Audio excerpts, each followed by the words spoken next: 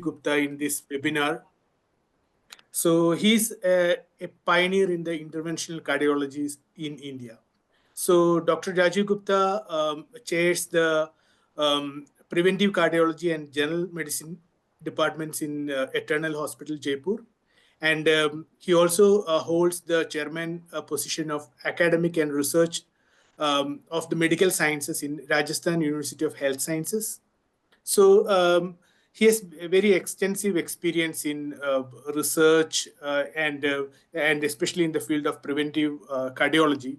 And on the academic background, he has done a MD from PGIMR and also holds a PhD in social and preventive cardiology from Medical College Jaipur. And he's, as I told in the beginning, he's one of the pioneer in the field, and he established among other credits, he established the first cardiovascular epidemiology laboratory, research laboratory in the non-government sector in India. And to his credit, he has published more than 1,000 research papers and book chapters, and notably, this research, several of them holds the top ranked journals like Nature, New England Journal of Medicine, etc. So it's my fortune to welcome Dr. Rajeev Gupta for this session, who will be talking today to us about the polygenic risk score, and the CAD risk prediction. Welcome, sir, please. So thank you very much, and welcome everyone to this wonderful session. It's an important subject now, and I think it's emerging because now we have an epidemic going on in our country. So I'll start with a small case presentation. This is a patient I saw in the year 2002. Came to me with inferior wall infarction, complete heart block. We put in a pacemaker, thrombolized him. No classical risk factors. There was a family history of premature coronary artery disease. Coronary angiography showed extensive disease in the right coronary artery. You can see it here, actually, and in the left antidescending artery here. And he underwent angioplasty, pharmacotherapy, and he is doing all right. The question is that could we have predicted the risk in this young person? We all know that there are multiple risk scoring systems.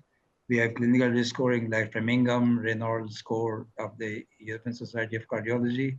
We have Q risk 1, 2, 3 from the UK. Globally, we have WHO risk scores, the global risk, the inter-heart risk score. And then there are bioimaging risk scores like calcium scoring and plaque scoring and angiography. And finally, we'll talk about the gene risk score shortly. So what we did was to apply the risk scores to this particular patient. And what you see clearly is that all these risk scoring systems failed. They're showing the risk score of about 5%. Some even show less than 1% 10-year risk. So clearly all the risk scores do not work in premature coronary artery disease. Now the problem is all the risk scores begin at the age of 40. And in India, we all know that the disease is prevalent in younger people also. So I think these risk scores may not be useful for us. That's not only true for India. I think this is a study from the US and bought from the Harvard young MI survivors. Young MI, less than 50 years, almost 1,600 patients. And if you look at the risk scoring system, either by the AACC, AHA guidelines or by the American Preventive Task Force guidelines, only half of them would have been candidate for statin. This is the primary prevention drug. So clearly, none of the risk scores predict risk in young people. We all know that cardiovascular disease is multifactorial. We have multiple factors. This we wrote in the Lancet some years ago. And what we highlighted was the genetic risk scores are very important because genetic endowment, natural environment, structural environment, and behaviors, all these things combine together to form a cardiovascular risk. In another study, what we did, this is a prospective urban-rural epidemiology going on all over the world. In India, about 33,000 people, and 11-year follow-up. What we found was, yes, we all know that risk factors were important. Hypertension, non-HDL cholesterol, diabetes, education, obesity, pollution, tobacco, everything was important. but almost a third of the risk was not explained by any risk factor. I think even at the young age, or even in the Indian population, the risk score systems do all right in some people, but not in all people. So there are other causes, genes and epigenetics. So we don't know about in one third of these patients. Gene and coronary artery disease is a very old story. When we were students, coronary artery disease was not as common as it is now. But whenever we used to see a young person, our teachers used to tell us that it's all genetics. Maybe we should look into that. Just it was a very primitive sort of a thought, although family history was important.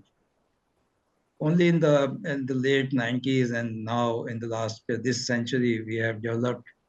We are trying to identify genes using technology. There are about 42 GWAS locations. These are the significant ones in the earlier years. And now more than hundreds of genes are implicated in coronary artery disease, lipids, inflammation, blood pressure, coagulation, platelets, multiple functions. So clearly you see that genes are important and they work through different mechanisms. In South Asia, there have been a number of studies which have tried to find what are the important genes. Unfortunately, no single gene predicts coronary artery disease in our patients, also in South Asia, nowhere in the world. So clearly, we need to look beyond a single gene disease. CAD is not a single gene disease. There are multiple risk factors. So then that's why the concept of the gene risk score came in the late 2009s and 10s. And the first paper coming out of it was a combination of multiple studies. What they did was these people from Finland and Harvard, they combined together to produce a case control study. And what they found was as the gene risk score, they combined 13 genes. As the gene risk score goes up in these particular cohorts, from one is low risk quintile, 5 is the high risk quintile. And as the gene risk goes up, the risk of coronary artery disease goes up. So clearly you see that the gene risk score was predictive more than the low gene risk score. Then there came a fashion of 60 gene risk score. This was again developed in the Harvard, Amit Khela and his group, Shekhar Ketharesan.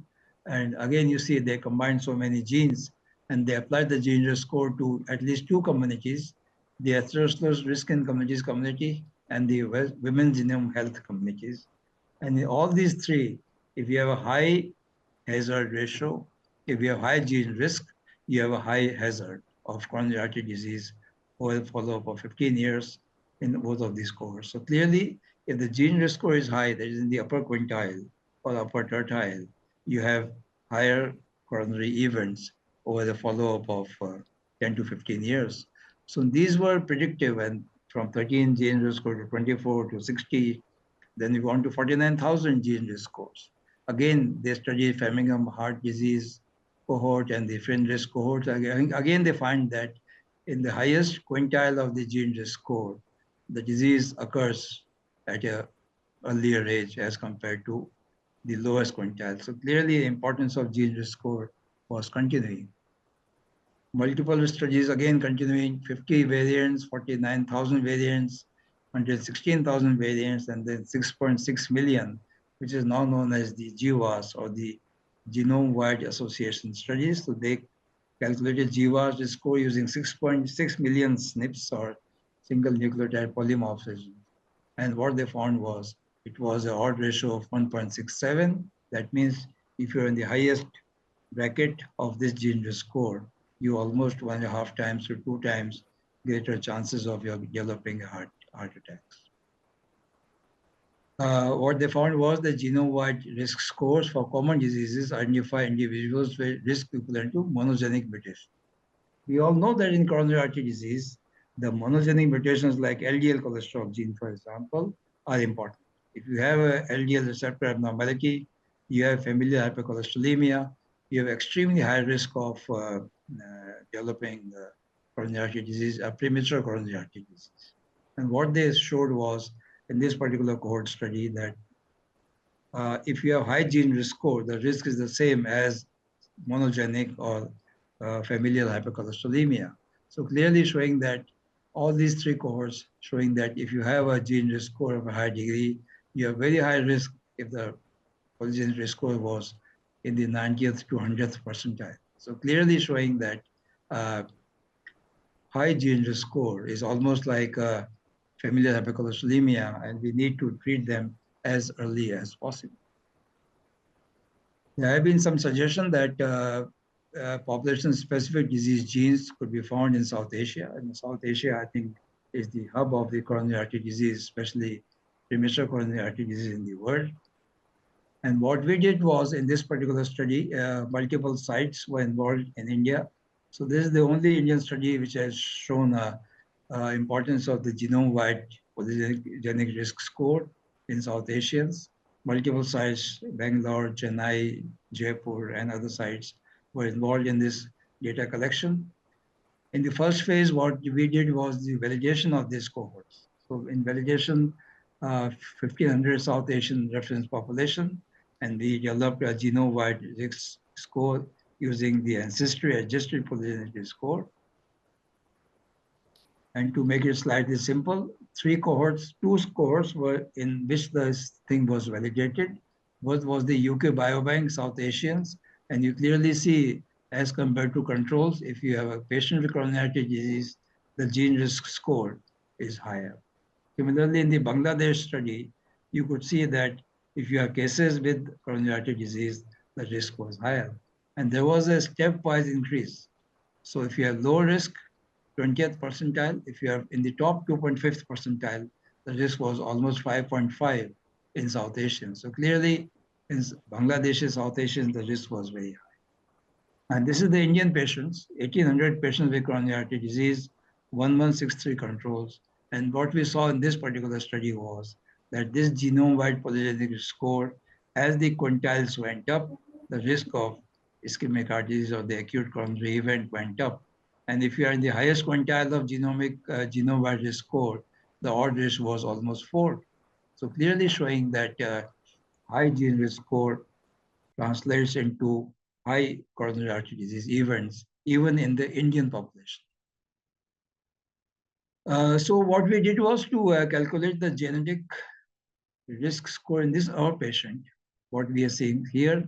And once we do a risk scoring in this particular patient, he was indeed 90th percentile.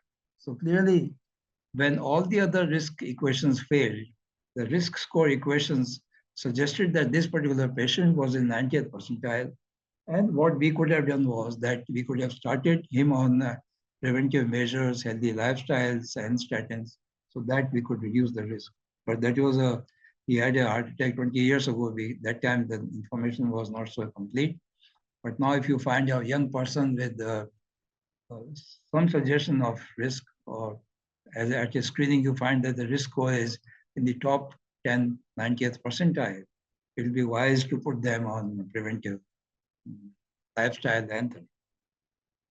We all know that premature coronary artery disease is rampant in our country. Every day we hear people and young people and young people and men and women both dying suddenly, and one of the important cause is acute coronary event. Again, in the UK Biobank, you see these red lines is all early myocardial infarctions.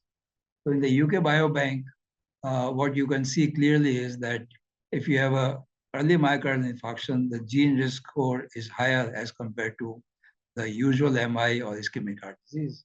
So clearly, gene risk score was predictive of early acute coronary events in the UK Biobank. And again, the same thing in the same UK Biobank is a different kind of study. What they did was to MI risk from the high polygenic risk score. And if you are less than 50 years of age, you have a very high risk as compared to if you are older person in the with the same risk score. And it has been validated across the globe in all ancestries, African, East Asians, Europeans, and South Asians. Although the number of South Asian people are small, but again, clearly showing that as the gene risk score goes up, the chances of the risk of ischemic heart disease also goes up. We have been doing a study on this polygenic score in our patients in Jaipur, and this is a data of 1,000 patients. We have just started to analyze the data and geographically confirmed coronary artery disease. We classified them into 4 age groups: less than 40, 40 to 49, 50 to 59, and 60 plus. And then we used the 6.6 million S&P based genome-wide polygenic score for classification into average, moderate, and high risk groups.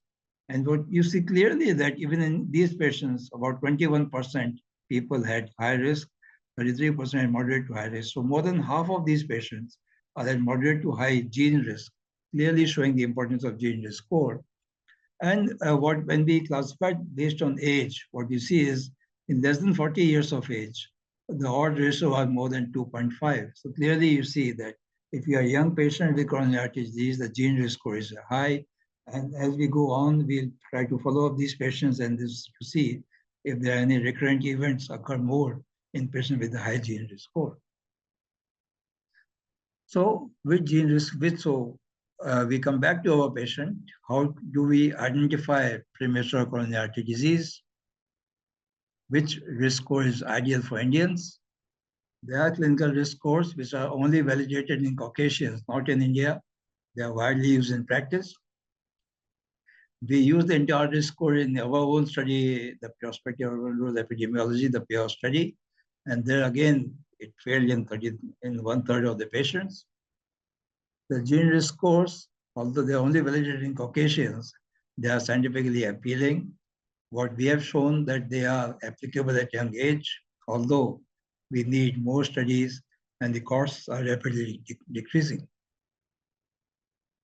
The question which comes to mind as a clinician is,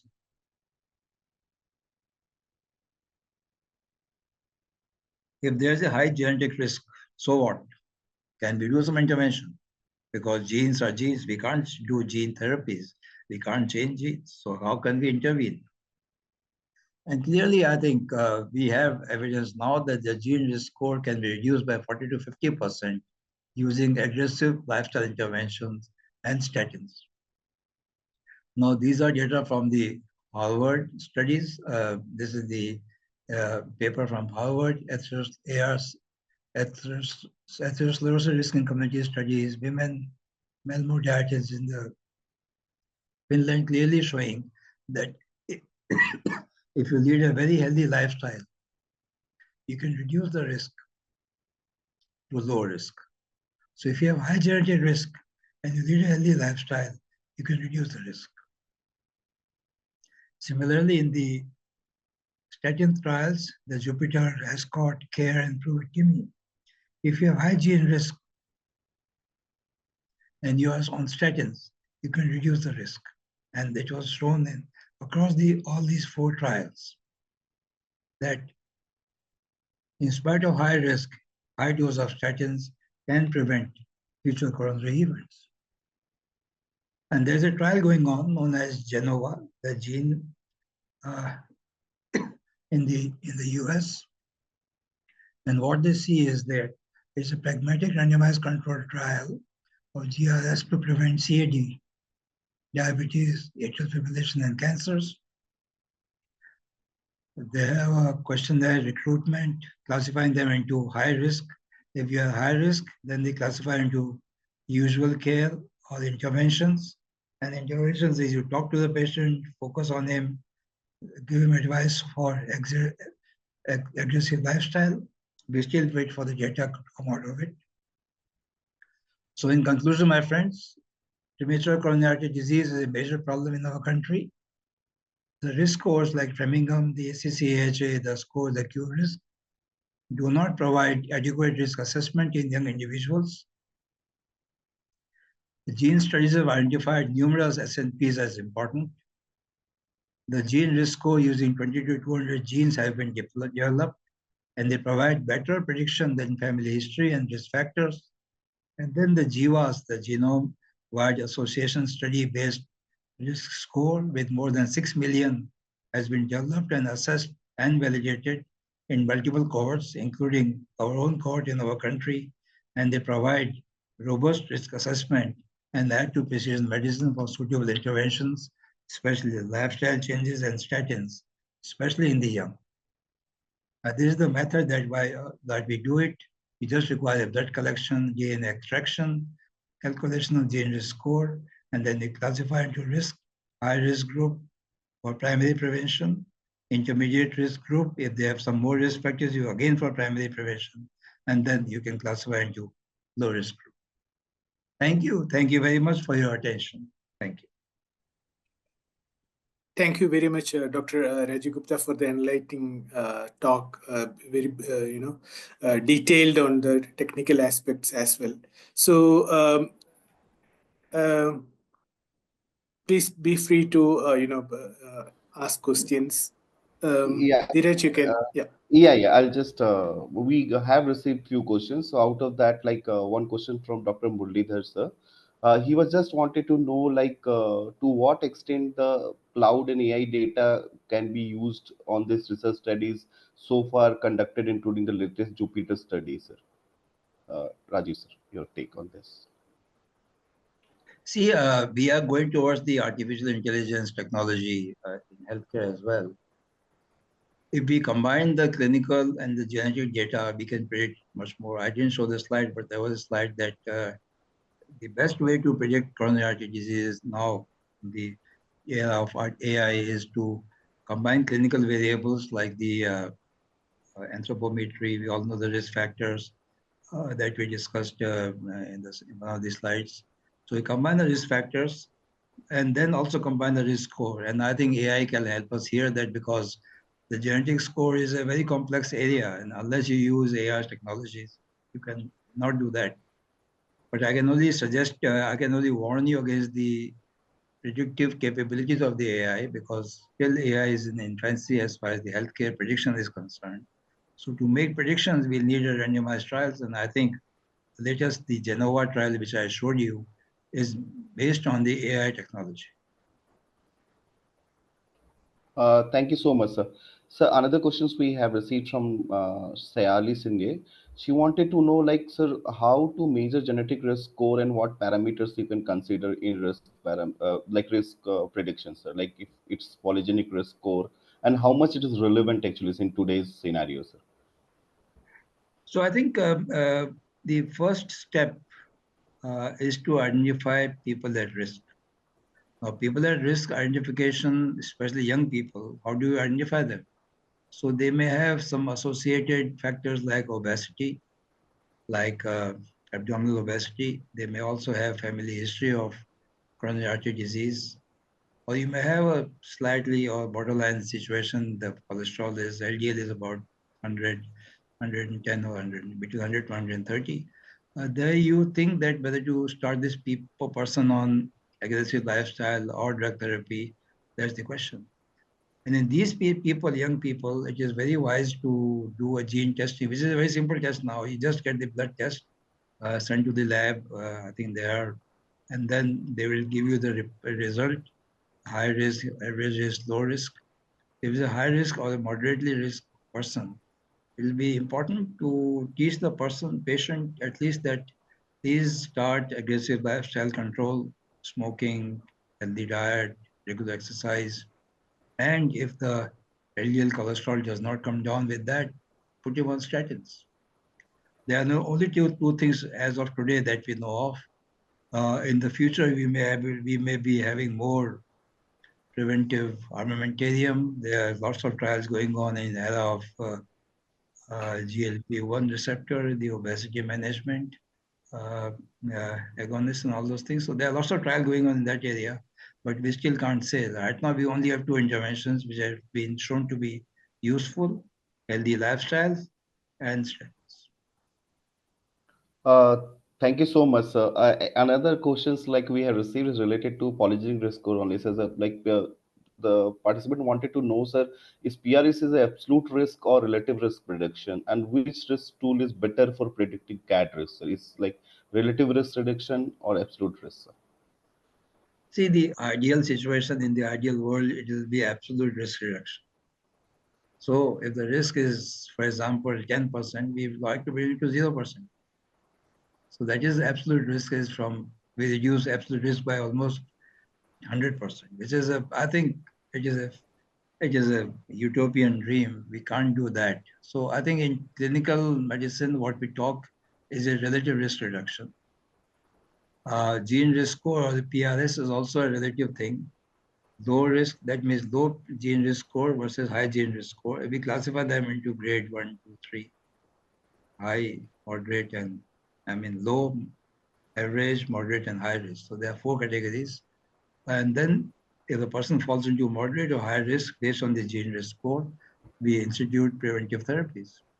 So I think as of today, we talk more of relative risk score, but I agree with you that the absolute risk reduction is the more important strategy. Yes, sir. That's a very thoughtful answer from your side, sir. So another query is like, should everyone get a PRS test for CAD, sir? Like, if there is any criteria, like above 18, sir, 18 years of age, if people attain, or like, so your take on that, sir? So my take on that is a mixed bag, actually. So one is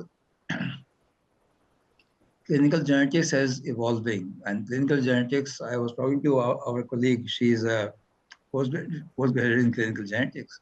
And I think even in the clinical genetics program in our country, there is very little focus on preventive genetics. So what we are talking of population and preventive genetics is a slightly looking into the future.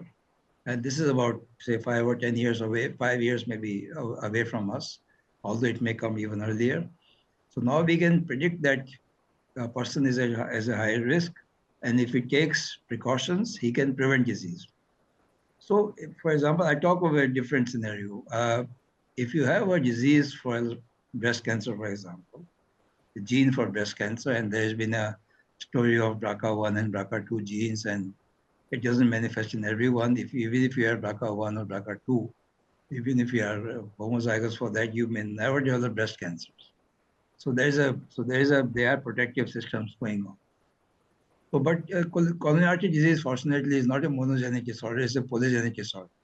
And when you have a polygenic disorder, you have polygenic risk score. So we can never be sure that you are going to develop a disease. We can only talk to the patient that is a risk of disease. That's like we talk of hypertension, we talk of cholesterol, that not every person with hypertension is going to develop stroke, for example. So I think we have to be careful when we are talking about this. And I think as things evolve further and further, preventive genetics will be more important for our undergraduate and postgraduate students. And then they will be able to guide the patient that how to employ gene risk score in clinical practice.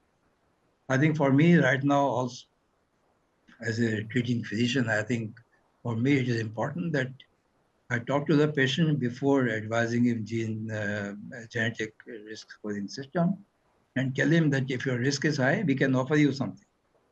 Don't tell him that if the risk is high, we can't do anything. That's not the right way of doing it. Do the test where you can intervene. Never do a test where you cannot intervene. True, sir. Very true, sir. Sir, one very interesting question we have received. If the person is on statin therapy, so is it good to go for the genetic testing for PRS straight away, or like they need to check for the family genetic evaluation, sir? So, your So I think both ways. If a person is having familial hypercholesterolaemia, if his LDL cholesterol says 190 plus, it will be useful to do a cascade screening. That means you screen all the family to find out, to capture young people with the high risk of coronary artery disease. In the same group, you could also do a gene risk score. So a person is convinced that it is not only LDL, but I am also risk beyond LDL by other genetic mechanisms as well. Because in the gene risk score, you have inflammation genes, you have thrombotic genes, you have blood pressure genes, diabetes genes, multiple genes. So even now you have tobacco and physical activity genes also. I think you have multiple genes in the gene risk score. So clearly, if you tell him that you have a risk beyond LDL, it's likely that he will listen to you better, and he will be amenable to stick to this statin therapy all his life. Thank you so much, sir. Sir, we have a question from Dr. Thelma, sir. She's a renowned scientist in India, and I'm very happy that we are very happy that she joined for the session. So she had a very interesting question from her side, sir. Can you clarify like how 20 to 200 genes provides a more effective predictability compared to the familial cases, which you assume like would have far fewer number of genes but of major effect? Uh, I think it's important to realize that there are genes with variable penetrances available, I mean, in our system. And I think if the gene is a rare variant with high penetrance, like happens in some cancers, some obesity, some things. So if you have genes with high penetrance, a single gene can explain lots of diseases, which is like almost monogenic or duogenic or whatever you have. Unfortunately, coronary artery disease, if you keep on increasing genes, the risk, the additive value of the combining multiple genes is higher. And we clearly saw that if you have 20, 12, it began from 13 genes and went on to millions of them. So as you combine more and more genes, you tend to be more precise in your prediction. So I think it is just like a precision medicine that you are getting more precise using more genes as compared to less precision with less number of genes. Yes, sir. So very thoughtful, sir. And sir, another one question. So we'll take another two to three questions, sir. So another question is, what is the significance and role of epigenetics in the initial screening of cats, sir, or in the conjunction with the genetic exome sequencing? I think this question came from Dr. Murlidhar P. Sir. Yeah, I think epigenetics is important. There is no question about it. I think we all know that even if you have abnormal gene and gene doesn't function, so the gene penetrance, epigenetics or the gene methylation also leads to changes as far as the gene function is concerned. So I think the gene is only a single first step. Ultimately, we need proteomics, we need functional genomics and multiple technologies to identify how do these things work. And I think epigenetic systems are again very important. I think importantly, I think epigenetics, aging, and all which are there. Atherosclerosis is ultimately a disease of age, premature aging, if you can call it. But I think all these things are combined, and I still await more studies on epigenetics and the risk of coronary artery disease. There are very few of them right now. Thank you so much, sir. Like the session was really great, actually, and a lot of thoughtful queries has been answered by you, sir. Actually, a lot of people are asking in the chat, is the webinar is conducted by MedGenome, and they were just asking like if we are offering any test. So, as we all know that we are having a test, Cardiogen is a preventive genetic screening test. So, sir, your take on that Cardiogen, sir? Like they were asking for the query, so just I thought of asking you, sir, on that. Yeah, I think ultimately we'll need a gene score which is well validated in our population. I think uh, there are, I mean, MedGenome has developed its own gene score. It has spent funds or money to to to to study, to evaluate all of them. I don't get any, by the way, I have no conflict of interest with MedGenome because they don't pay me anything on this aspect. So I can tell you that ultimately there might be 2 or 3 more companies who have a gene risk score. But what we need to realize is that we need to use a validated risk score. And I think as far as MedGenome, I think is the only one which has a validated risk score for our patients. People have gene, I mean, people are not doing it's a high technology affair. And I think unless you have a well validated standardized lab, and there could be more than one, you should use it. Uh, Thank you so much, sir. Sir, one last question they like I have received it, and that is like on the price concern, sir. Because like people are assuming that genetic testing normally comes with the cost. So that is one myth like we are requesting like to be busted from your side, sir. Like how the No, genetic screening. I don't know the cost of it, so you have to answer that question. Yes, sir. No, sir, is the cost is a concern about it, sir? That's the question came up, sir, for this. See, I mean, you right now, what do we offer for prevention? One is we offer a clinical history, so a careful physician who is trained in preventive medicine or preventive cardiology, listen to the history of the patient, ask about the family history, look at the risk factors, and then try to estimate the risk. So that's how clinical medicine works. And if we have some more technology, not very expensive, I mean, if you measure, for example, lipids, you measure LP little a, lipoprotein A, which is available now. You measure other biological risk factors. It has a certain cost. I think this cost and the gene risk cost is almost the same. So I think once you can combine all of them together, the cost is not very high. So very interesting take, sir. Your feedbacks are really important for the upcoming clinicians, like who would be opting for this, the genetic risk score, basically for identifying CAD. And Dr. Ramesh Menon, sir, I request you to just say a few words about the session, and then we can close it, sir. Yeah, it was really going deeper into the the studies, slightly covering on on the real technical aspects also. I really appreciate, as a very well experienced clinician and a researcher, a scientist, eminent scientist. He's again, Dr. Rajeev Gupta is one of the, you can say, top 1%. In the country, he, in terms of all the output, its contributions and all. Yeah, he participated in he was there in the study where we collaborated, with Dr. Rajeev Gupta also. So it was a really, really, enlightening talk. And there are several questions in the chat box that people are asking about the things. You can always get back, on if you have specific questions. We will, we can send it to Dr. Rajeev Gupta and get the answers, to your questions. Sir, because we received almost 60 to 65 questions, sir. So that's what we were selecting the questions like which will be like more relatable to your presentation. And sir, thank you so much, sir. Once again, really thankful from MedGenome, and we hope, sir, we'll be connected again, and your talks would be like providing fruitful things to the participants. Sir. Thank you. So a very good night, sir, to you, sir. Thank you. Thank you. And thanks everyone for participation. Thank you, sir. Thanks, Dheeraj. Thank you, sir.